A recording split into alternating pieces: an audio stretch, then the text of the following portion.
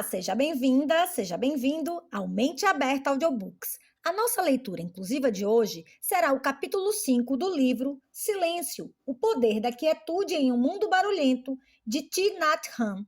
Mas antes de começarmos, peço que se inscreva no nosso canal e ative o sininho para receber nossas notificações. Vamos a isso! 5. O poder da tranquilidade. Eu me lembro de uma época, em 1947, quando era estudante no Instituto Budista do Templo Bao Koc, não muito distante do meu templo de origem, o templo em que fui ordenado na vida monástica e onde costumava morar.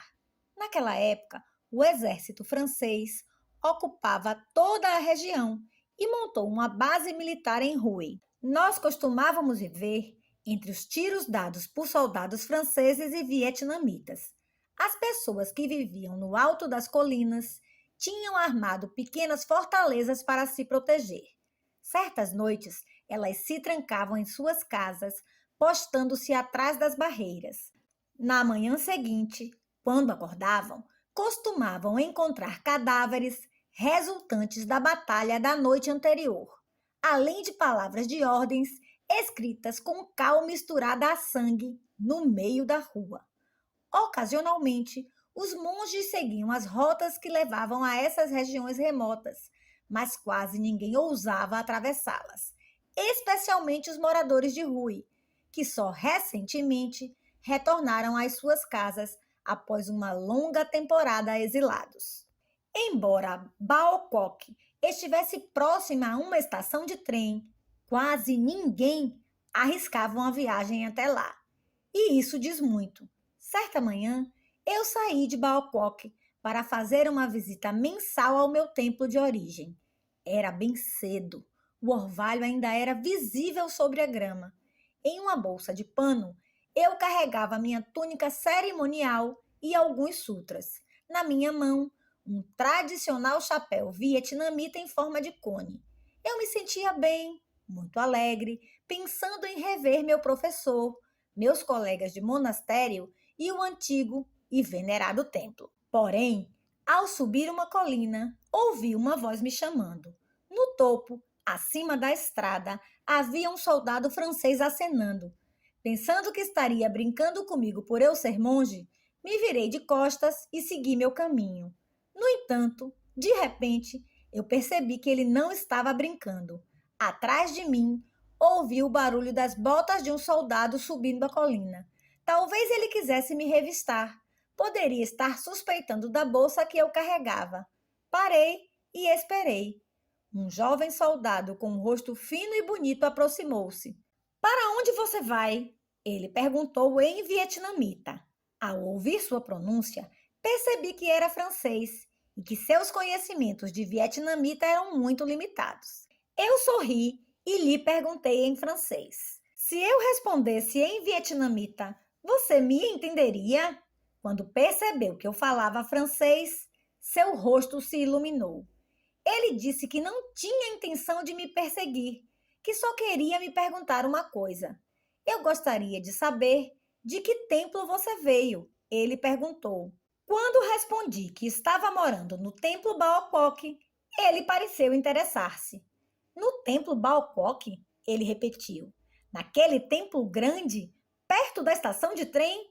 Fiz que sim com a cabeça e ele apontou para uma cabana na encosta da colina, que era sua guarita provavelmente, e disse: se não estiver muito ocupado, por favor, vamos até lá para conversarmos um pouco. Nós nos sentamos próximo à cabana e ele me contou sobre a visita que tinha feito 10 dias antes, junto a outros 5 soldados, ao templo Bao Koc. Eles chegaram ao templo às 10 da noite em busca de membros da resistência vietnamita, os chamados Viet Minh, que pareciam estar se reunindo por lá. Estávamos determinados a encontrá-los e estávamos armados. A ordem era de prender ou até matar se necessário. Porém, quando entramos no templo, ficamos maravilhados. Por quê? Eram muitos os Viet Minh? Não, não, ele exclamou. Nós não teríamos ficado tão maravilhados se tivéssemos visto os Viet Minh. Teríamos os atacado sem nos importarmos com quantos fossem. Eu fiquei perdido. Mas o que os surpreendeu? O que aconteceu foi completamente inesperado. Até então, sempre que entrávamos em algum lugar, as pessoas saíam correndo ou entravam em pânico.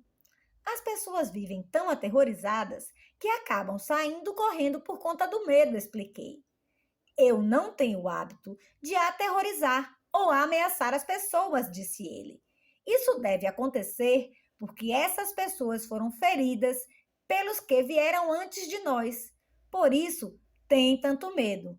Porém, quando entramos no templo Bangkok, foi como entrar em um local completamente deserto. As lâmpadas a gás estavam ligadas no mínimo. De propósito, pisamos forte no chão. E algo me dizia que o templo estava cheio de gente, mas não ouvíamos ninguém. O lugar estava incrivelmente calmo. O grito de um camarada me deixou assustado. Ninguém respondeu. Peguei minha lanterna e iluminei o cômodo que imaginávamos estar vazio. E vi 50 ou 60 monges sentados, calmos e em silêncio, meditando. Isso aconteceu porque vocês chegaram na hora da nossa meditação sentada à noite.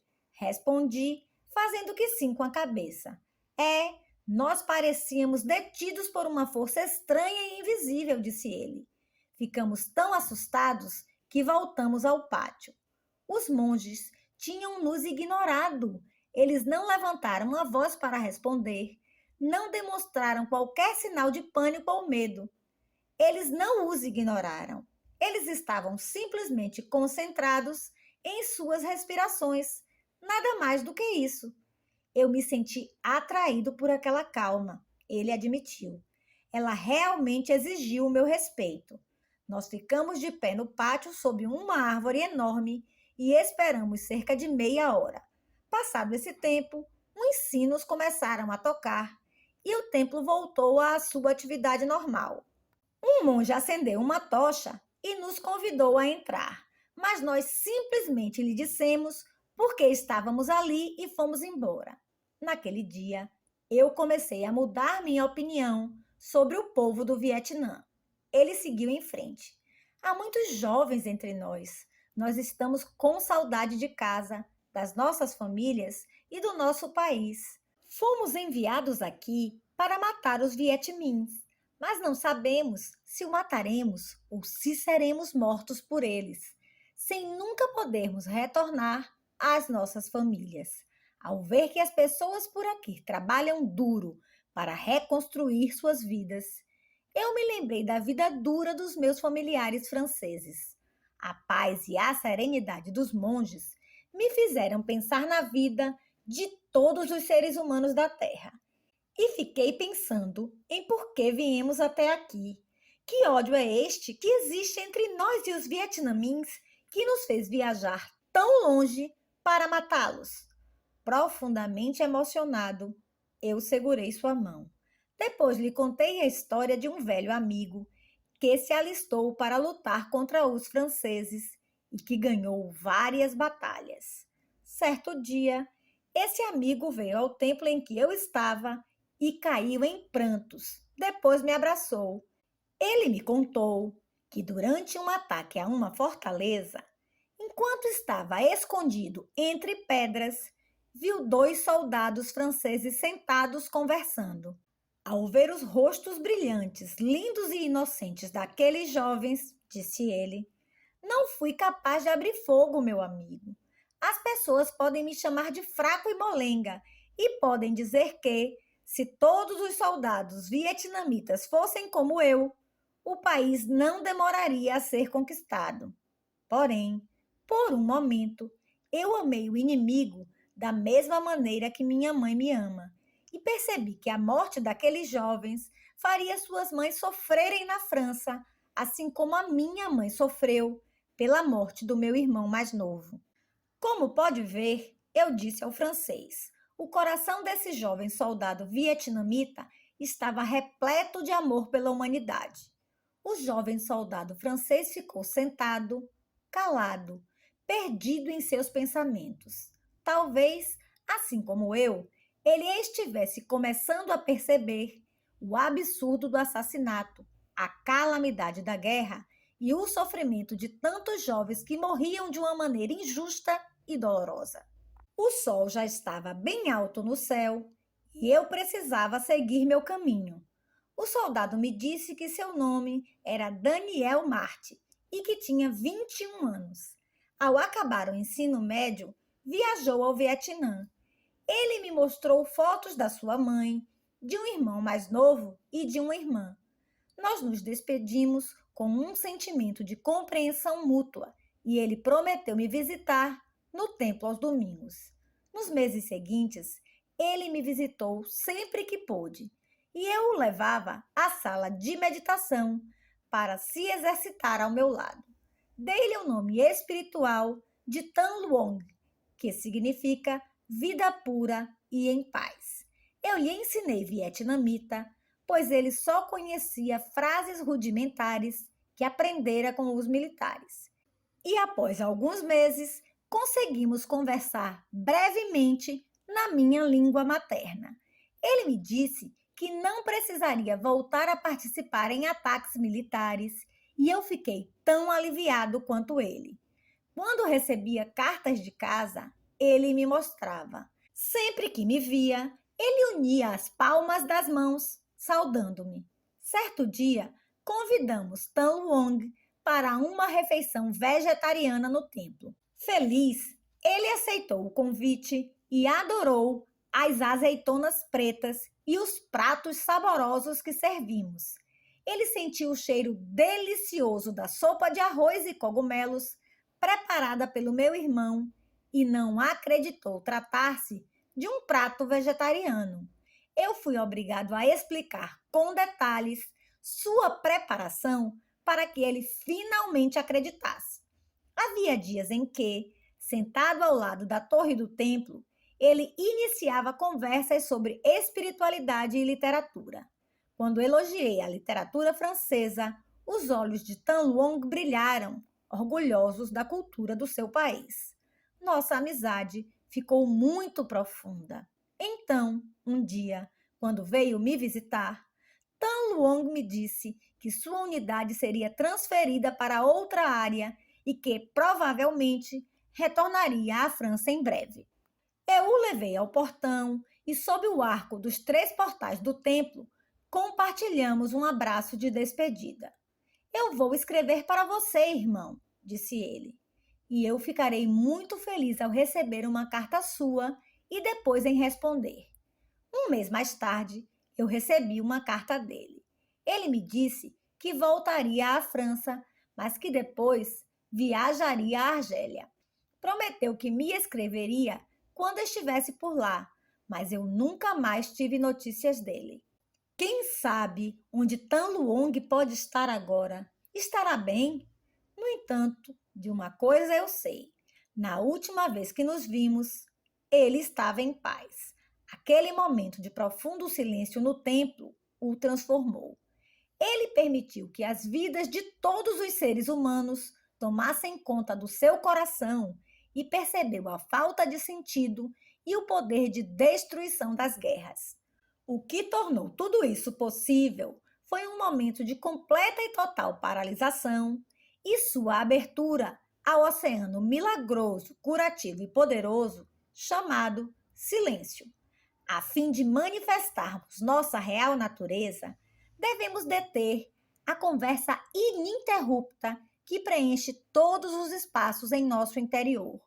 Podemos começar desligando a estação de rádio, pensando sem parar por alguns momentos, todos os dias, para conseguirmos abrir espaço mental à alegria. Uma respiração consciente. Como já vimos, a maneira mais fácil de nos libertarmos da engrenagem contínua de um pensamento incessante é praticando a respiração consciente. Nós respiramos o tempo todo, mas raramente prestamos atenção à nossa respiração. Raramente desfrutamos nossa respiração. Uma respiração consciente é o presente que ganhamos quando oferecemos toda a nossa atenção à inspiração e à expiração, desde o momento em que inalamos o ar até o liberarmos. Se você presta atenção enquanto respira, todas as células da sua mente e do resto do seu corpo dançam no mesmo ritmo.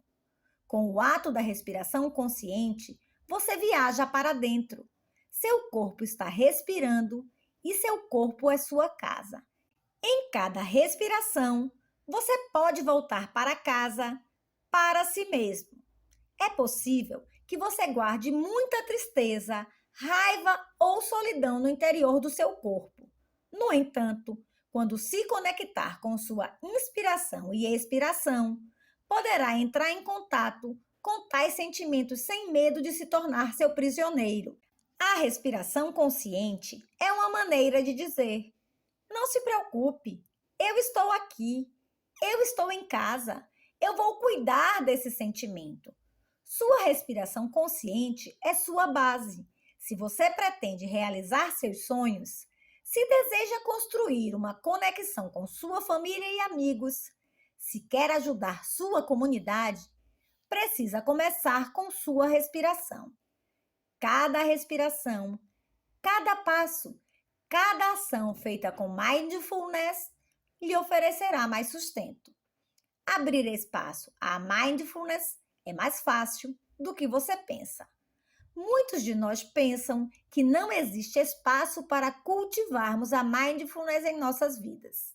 No entanto, a verdade é que uma vida consciente tem mais a ver com reorientação pessoal, com relembrar nossas reais intenções, do que com incluir um evento chamado meditação em nossa agenda diária.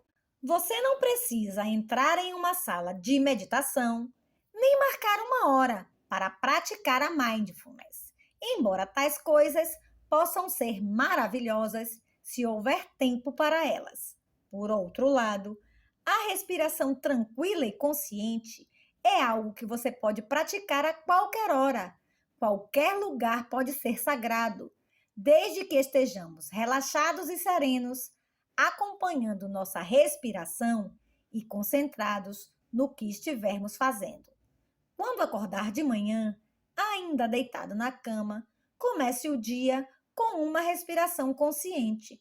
Aproveite esse momento, antes de mais nada, para acompanhar sua inspiração e expiração, percebendo que terá 24 horas novinhas em folha para viver. Eis um presente da vida. Após minha ordenação como monge noviço, precisei memorizar vários versos curtos que me ajudaram a exercitar a mindfulness. O primeiro verso que memorizei foi: ao acordar esta manhã, vou sorrir.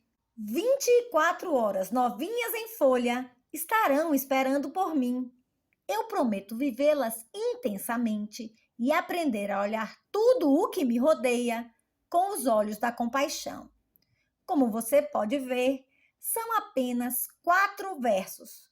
O primeiro tem a ver com a inspiração, o segundo com a expiração, o terceiro com uma nova inspiração e o quarto com mais uma expiração. Ao respirar, use os versos para focar sua atenção na dimensão sagrada do que estiver fazendo. Você com certeza gostaria de viver as 24 horas que está recebendo de uma maneira feliz e em paz. Devemos nos comprometer a não desperdiçar nossas 24 horas, pois elas são um presente da vida que você recebe novo a cada manhã. Se puder se sentar confortavelmente, a meditação sentada é uma forma maravilhosa de praticar a respiração consciente. Muitas pessoas não conseguem se permitir o tempo de se sentar e não fazer nada além de respirar. Elas o consideram um ato financeiramente irracional ou um luxo. Nós costumamos dizer que tempo é dinheiro, mas o tempo é muito mais do que dinheiro. Tempo é vida. A simples prática de nos sentarmos em silêncio e com regularidade pode ser profundamente curativa. Parar para se sentar é uma boa maneira de focar uma respiração consciente e nada mais. Da mesma maneira que você pode decidir desligar a televisão ao comer, poderá desligar a estação pensando sem parar e prestar atenção à sua respiração, à sua comida, às pessoas que estão comendo ao seu redor. Quando estiver arrumando a cozinha ou lavando a louça, pratique tudo isso de maneira consciente, com um espírito de amor, alegria e gratidão. Quando estiver escovando os dentes, escove-os com mindfulness. Não pense em nada mais, simplesmente foque sua atenção na escovação dos dentes. Você pode passar 2 ou 3 minutos escovando os dentes. Nesse espaço de tempo, poderá ser consciente dos seus dentes e da sua escovação. Quando for ao banheiro, também é possível desfrutar esse momento. O mindfulness pode alterar seu relacionamento com tudo. Ele poderá ajudá-lo a estar verdadeiramente presente e desfrutar tudo o que estiver fazendo. Praticar a caminhada consciente é outra oportunidade de criar momentos de felicidade e cura, como vimos anteriormente. Sempre que der um passo, enquanto inspira e expira, preste atenção na sensação do seu pé entrando em contato com a terra. Ao dar um passo com mindfulness, você volta para si mesmo. Cada passo é uma nova ajuda para que você possa se conectar com seu corpo. Cada passo consciente o leva à sua casa, ao aqui e agora. Portanto, ao caminhar do estacionamento ao seu trabalho, ao caminhar dos correios ao supermercado, por que não voltar para casa a cada passo? Em qualquer atividade, sempre que você estiver calmo e atento, terá uma chance de se conectar consigo mesmo. Durante grande parte do tempo, nós caminhamos e não percebemos que estamos caminhando. Estamos em algum lugar, mas não sabemos que estamos lá, pois nossa mente está a quilômetros de distância. Estamos vivos, mas não sabemos que estamos vivos. Vivemos eternamente nos afastando de nós mesmos. Portanto, acalmar seu corpo e sua mente e simplesmente sentar-se para estar presente consigo mesmo é um ato de revolução. Você se senta e deixa de lado essa desunião com si mesmo, esse não ser quem você é. Quando se senta, você pode voltar a se relacionar consigo mesmo. Você não precisa de um iPhone nem de um computador para fazer isso. Tudo de que você precisa é sentar-se e respirar de maneira consciente. Em poucos segundos, você voltará a entrar em contato consigo mesmo e saberá o que está acontecendo com o seu corpo, com os seus sentimentos, com as suas emoções e com as suas percepções. Você estará em casa e poderá cuidar bem dela. É possível que você tenha passado muito tempo longe de casa e a sua casa pode estar desordenada. Quantos erros você cometeu por ter ignorado as sensações do seu corpo, as emoções que brotavam do seu interior, as percepções errôneas que dirigiam suas falas e pensamentos? Voltar verdadeiramente para casa significa se sentar e se reconectar consigo mesmo, aceitando sua situação como ela é. Ainda que tudo esteja bagunçado na sua vida, você pode aceitar isso, pois esse será o ponto inicial da sua reorientação. E só assim você poderá seguir em frente com uma direção mais positiva. Eu penso muito em Tan Luong, que foi capaz de aceitar a prática de um momento de profundo silêncio no templo e levá-la consigo em meio ao caos da guerra. Mesmo mergulhados em nosso caos, sempre podemos encontrar algum espaço para um pouco de silêncio. E exercitando isso todos os dias, será mais fácil encontrar paz na situação em que vivemos. Até mesmo encontrar um novo caminho que nos afaste dessa confusão. Certa vez, eu comandei um retiro em um monastério nas montanhas ao norte da Califórnia. No início do retiro, Acontecia uma grande queimada ali perto. Enquanto nos exercitávamos, praticando meditação sentada e caminhando, ouvíamos o som de vários helicópteros. Não era um som exatamente agradável. Muitos dos participantes do retiro, incluindo eu, eram vietnamitas ou americano-vietnamitas. E para nós, o som de helicópteros lembrava armas, bombas, mortes e mais mortes. Tínhamos vivido uma guerra brutal e era perturbador ouvir os helicópteros o tempo inteiro, lembrando-nos de tanta violência. Mesmo para os participantes que não tinham vivido a guerra, o som continuava sendo alto demais e intrusivo. No entanto, os helicópteros não iriam embora, nem nós. Por isso resolvemos praticar a escuta do som dos helicópteros com consciência. Ao ouvir um som prazeroso, como o de um sino, as pessoas querem focar sua atenção nele. Oferecendo nossa atenção a um som prazeroso, é fácil nos sentirmos mais presentes e felizes. Porém, naquele momento, fomos obrigados a aprender como focar positivamente o som dos helicópteros. Com mindfulness, foi possível nos lembrarmos de que aqueles helicópteros não estavam participando de uma guerra, mas sim tentando apagar uma série de chamas destruidoras. Com tal percepção, fomos capazes de transformar um sentimento desagradável em outro, de gratidão e apreciação. Como o som dos helicópteros voltava a cada poucos minutos, se não tivéssemos praticado a mindfulness dessa maneira, teria sido um retiro muito tedioso. Portanto, todo mundo, e éramos quase 600 pessoas no retiro, praticou a inspiração e a expiração ao som dos helicópteros e repetimos para nós mesmos os versos que dizemos ao ouvir um sino, que modificamos para se adequar à situação. Eu ouço, o som desse helicóptero me traz de volta ao presente. Sobrevivemos muito bem e conseguimos transformar o som dos helicópteros em algo útil. 5 minutos para a vida.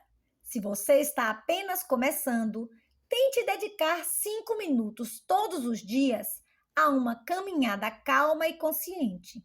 Quando estiver sozinho, siga na velocidade que preferir. Algumas pessoas gostam de caminhar bem lentamente, levantando um dos pés ao inspirar e dando um novo passo ao expirar.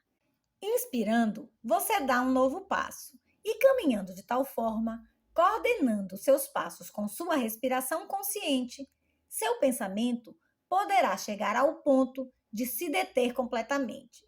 Se isso ainda não aconteceu, faça uma pausa e continue respirando de maneira consciente até conseguir deter seus pensamentos por completo.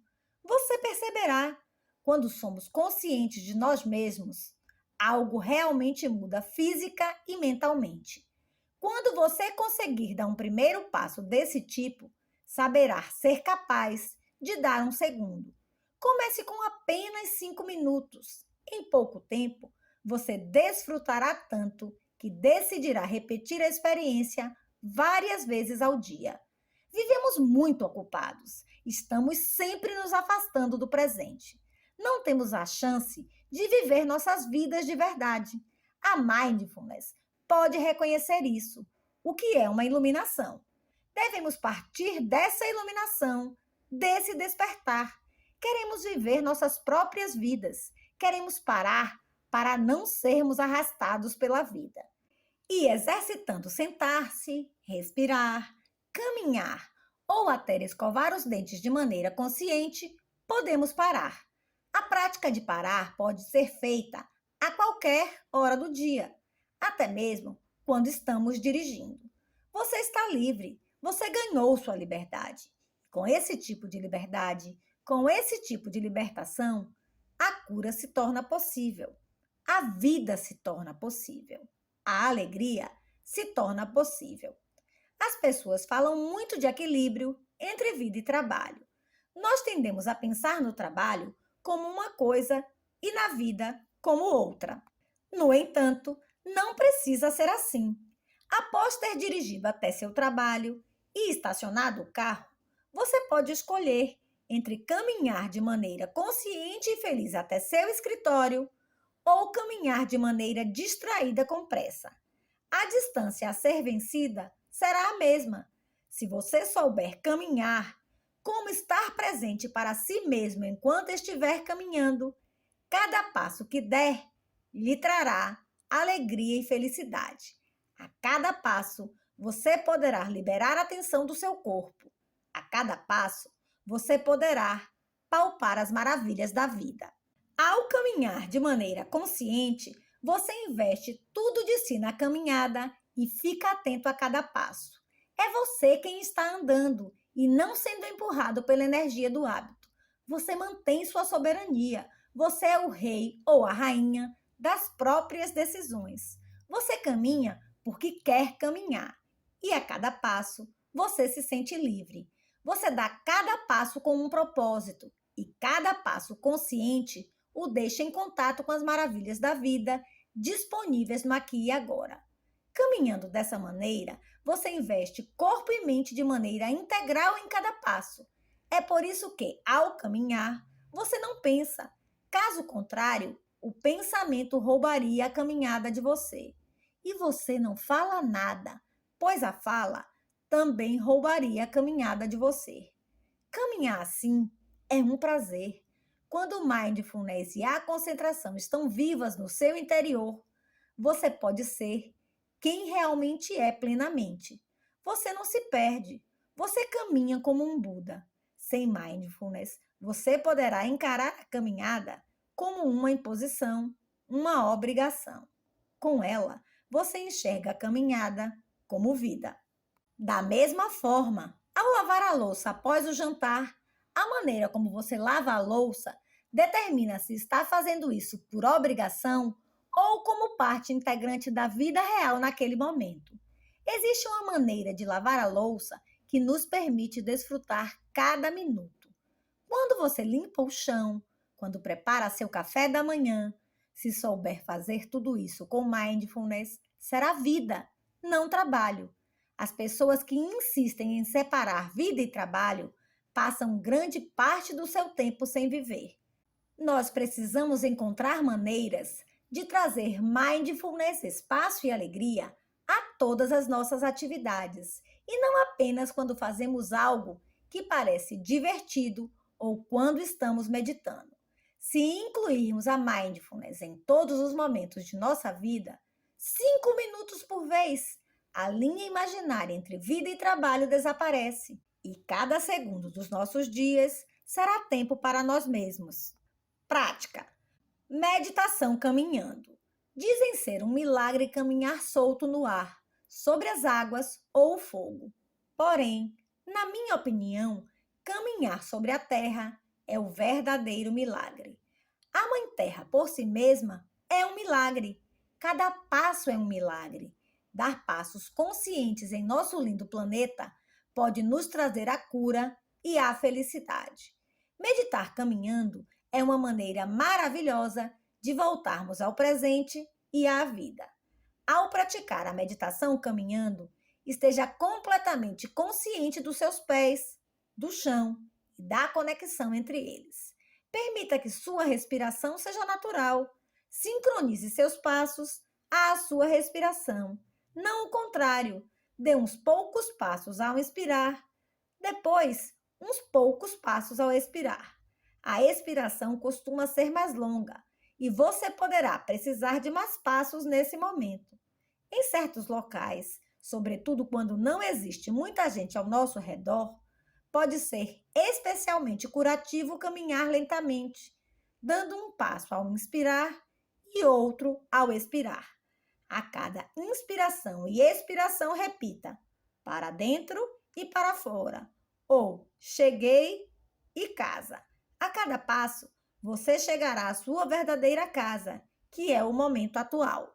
Se você se sente perdido, se está no meio de uma situação caótica, ou mesmo se está se sentindo um pouco indisposto, não se preocupe, você não precisa fazer nenhum esforço para praticar a respiração consciente, nem para praticar a meditação sentada ou caminhando. A respiração por si só é suficiente. Sentar-se é suficiente. Caminhar é suficiente.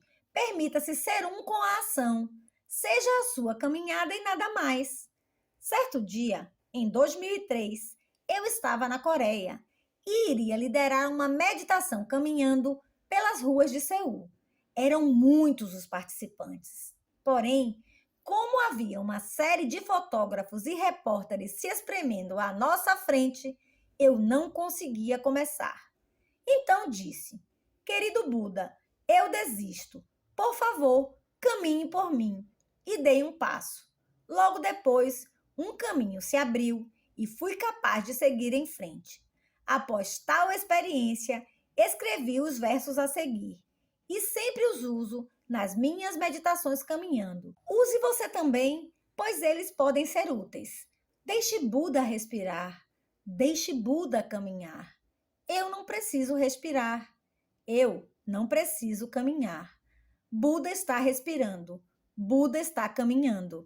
Eu desfruto a respiração. Eu desfruto a caminhada. Só existe a respiração. Só existe a caminhada. Não há aquele que respira. Não há aquele que caminha.